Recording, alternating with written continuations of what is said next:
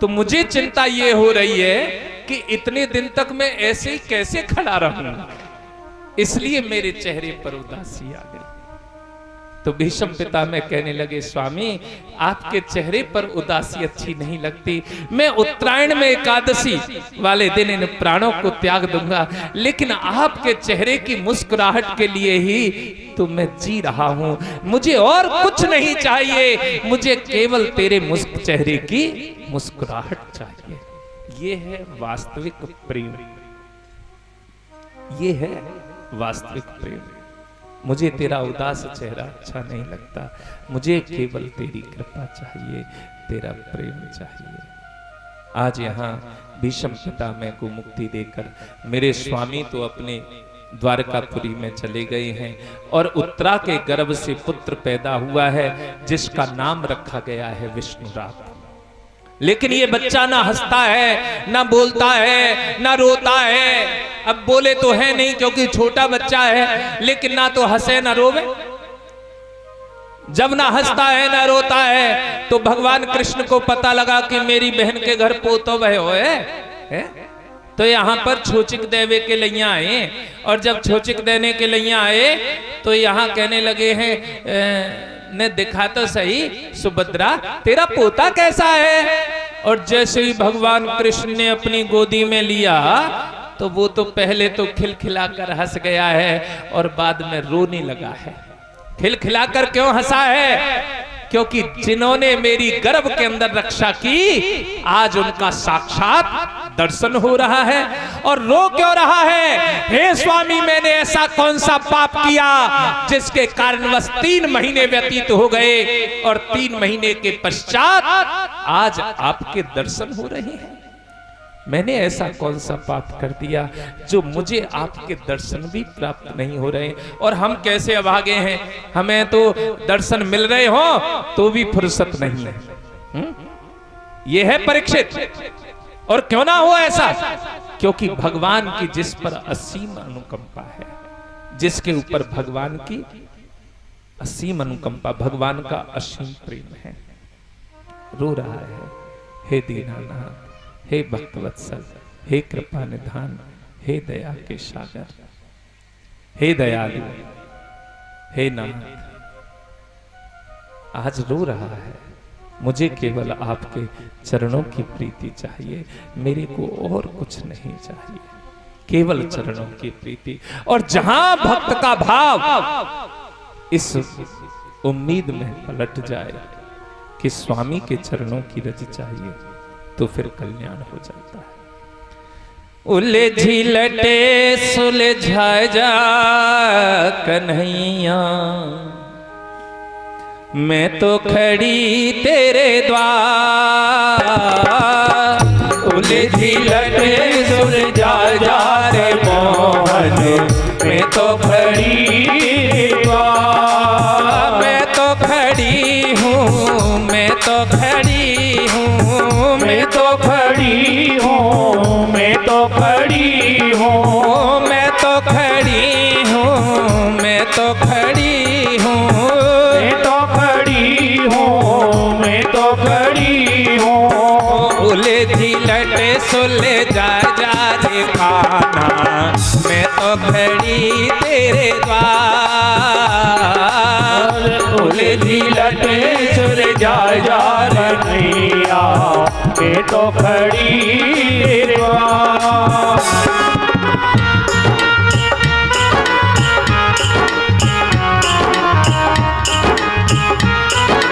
हरि बोल।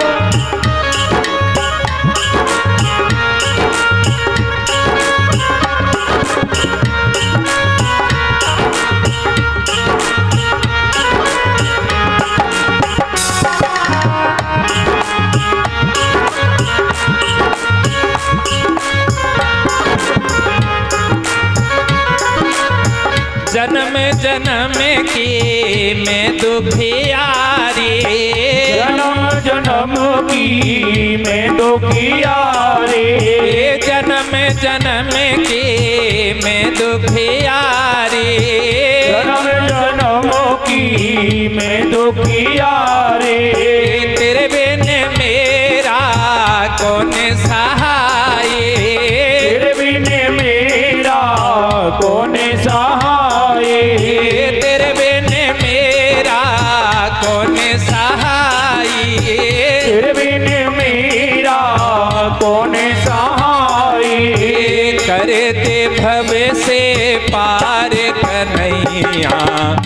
तो खड़ी तेरे द्वार,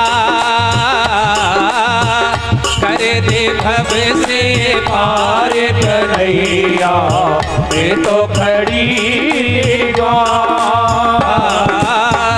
उलझी लटे सुलझा जा रे मोहन, मैं तो खड़ी तेरे द्वार। उलझी लटे सुलझा जा रे मोहन, मैं तो खड़ी तेरे द्वार।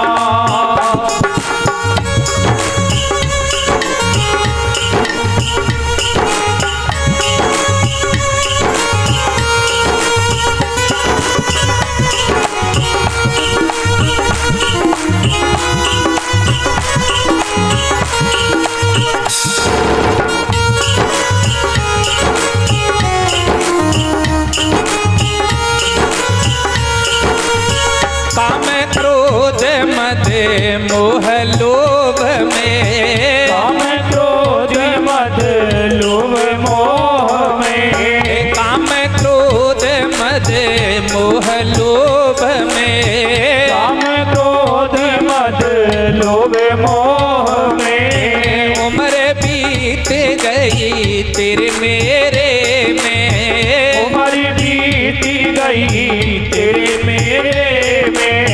दिन बंद कर तारे कन्हैया, मैं तो खड़ी तेरे द्वार।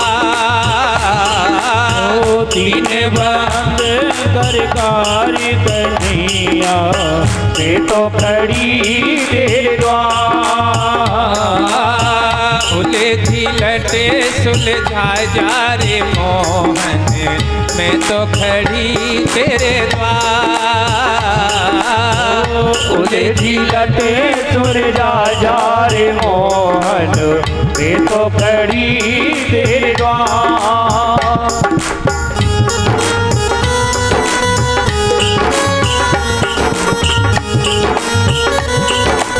हरि बोल।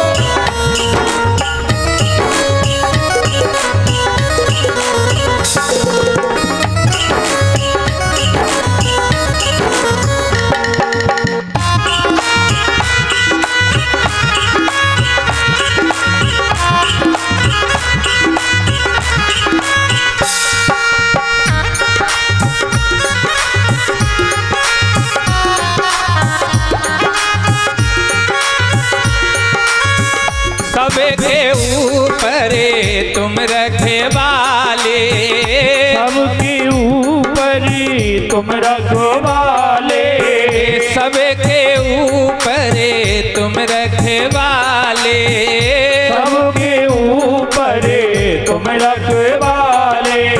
सांवरी सूरत घूंघरे वाले, सांवरी सूरत घूंघरी वाले। नैया लगा दे पार कन्हैया, मैं तो खड़ी तेरे द्वार। नैया लगा दे पार के मोहन, मैं तो खड़ी तेरे द्वार। उलझी लटे सुलझा जा रे मोहन, मैं तो खड़ी तेरे द्वार। उलझी लटे सुलझा जा रे मोहन, मैं तो खड़ी तेरे द्वार। उलझी लटे सुलझा जा रे मोहन, मैं तो खड़ी तेरे द्वार। उलझी लटे उलझा जा कन्हैया, मैं तो खड़ी तेरे द्वार। उलझी लटे सुलझा जा रे मोहन, मैं तो खड़ी तेरे द्वार। अब तो यहाँ जो परीक्षा लेने में निपुण है, जो भगवान को समझने में सक्षम है, उसी बच्चे का नाम रखा गया है परीक्षित। जैसे ही यहाँ परीक्षित नाम पड़ा है, तो आज परीक्षित 17 वर्ष का है। उसके दादा भीम इत्यादि राजपाट उसे सौंप कर चल दिए हैं, और जैसे ही राजपाट सौंप कर चल दिए हैं, तो परीक्षित का यहाँ एक टक राज्य है, और परीक्षित आज यहां 56 वर्ष की अवस्था में है। जैसे यहां शिकार खेलने के लिए जा रहा है तो एक दृश्य देख रहा है, और दृश्य भी ऐसा नहीं है, एक बड़ा अजीब दृश्य है। और दृश्य कैसा है? एक शूद्र वेशधारी राजा है, एक गाय है और एक बैल। बैल जिसका केवल एक चरण है, और वो शूद्र वेशधारी राजा गाय और बैल को घसीट घसीट कर मार रहा है। जैसे ही उन्हें घसीट घसीट कर मारने लगा तो अब तो यहां परीक्षित को क्रोध आ गया, और गाय से पूछ रहे हैं, देवी आप कौन हैं? ये शूद्र वेशधारी राजा कौन है? और ये बैल? आज यहां वो गाय बता रही है, मैं पृथ्वी देवी हूं। ये बैल कोई और नहीं, धर्म है, और ये शूद्र वेशधारी राजा कलयुग है। लेकिन धर्म के तो 4 चरण होते हैं, यहां तो धर्म का एक चरण है। हाँ, सतयुग में धर्म के 4 चरण होते हैं, सत्य, शौच, दया, दान। लेकिन कलयुग में केवल एक चरण रह जाता है, सत्य देखने के लिए भी नहीं मिलता है। शौच, पहले भोजन करते थे और भोजन करने से पहले शौचादि नियमों का पालन करते थे, आज कोई भी शौचादि नियमों का पालन नहीं करता। पहले सत्य देखने के लिए भी क्या, हर जगह सत्य की प्रधानता थी, लेकिन आजकल सत्य की प्रधानता नहीं है। आज तो रामायण की चौपाई जैसे सक्षम हो गई है, जैसे बता रही है, झूठा ही लेना, झूठा ही देना, झूठा ही भोजन, झूठ चवेना, सब कुछ झूठा हो गया है। और हम सबके पास झूठ बोलने की एक मशीन है, और वो झूठ बोलने वाली मशीन कौन सी है पता है? फोन, मोबाइल फोन, झूठ बोलने की मशीन, आसान सरल तरीका, सब कोई झूठ। शौच, पहले भोजन करते थे, हाथ पैर धोवे, मुंह हाथ धोए के और आराम से अलग बैठकर भोजन करते थे, बिस्तर पर भी बैठकर भोजन नहीं करते थे। लेकिन आजकल तो हम जैसे ऐसे हो गए हैं कि वहीं पर पहले हाथ अन्य धोवे, पैर अन्य धोवे, मुंह धोवे। देखो, हाथ पैर धोने से, मुख धोने के पश्चात भोजन करने से जो हमारी जठाग्नि होती है वो शांत हो जाती है, भोजन आसानी से पचता है। लेकिन अब तो ऐसा कोई करता नहीं है। मुंह हाथ कौन धोवे, पैर अन्य कौन धोवे? अब तो उल्टी रीति है, पहले जूता पहने जाएं और बाद में नाश्ता हो। पहले जूता पहने जाते हैं, पहले जूता उतार के पैर अन्य धोए के तब भोजन करे। आज उल्टी रीति हो गई है, पहले जूते पहने जाते हैं और बाद में नाश्ता किया जाता है, कुछ भी खाया जाता है। सोच। तीसरा, दया, देखने के लिए भी नहीं है, एक जीव दूसरे जीव को मारकर खाने के लिए तैयार है। कैसे दया? पहले एक बात और चली थी, कुछ हमारे धर्म प्रचारकों ने उस बात का खंडन किया, उसके पश्चात में ये एडवर्टाइज आना बंद हो गया। और एडवर्टाइज भी क्या था, बड़े आराम से चलता था। जैसे टीवी ऑन करो सबसे पहले ही ये एडवर्टाइज आता था, और वो एडवर्टाइज क्या था, संडे हो या मंडे और रोज खाओ अंडे।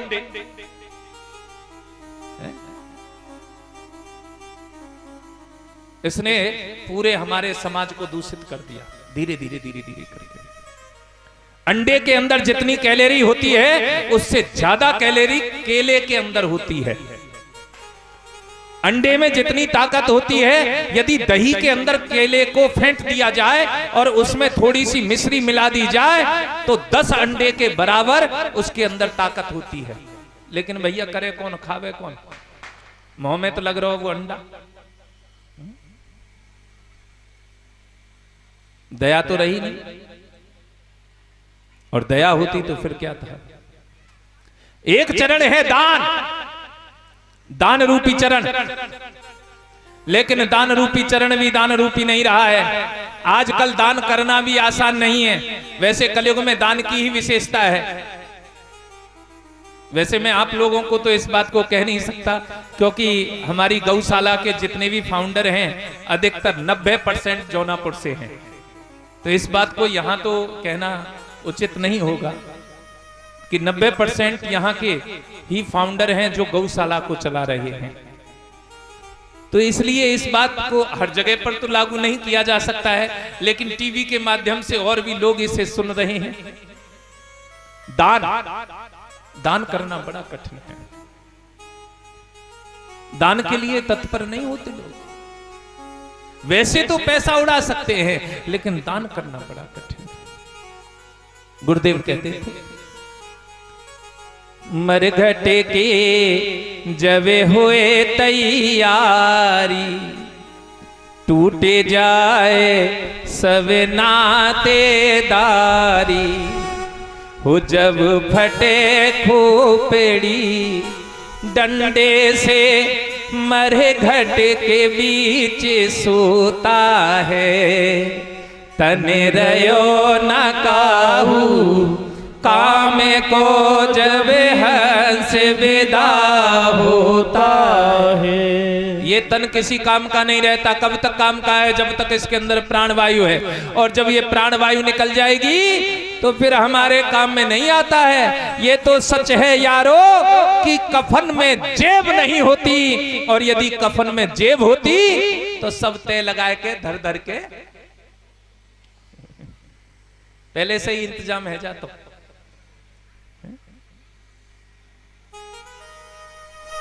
लेकिन नहीं, प्रभु ने जो रचा है ना बड़ा अच्छा, बड़े सही ढंग से।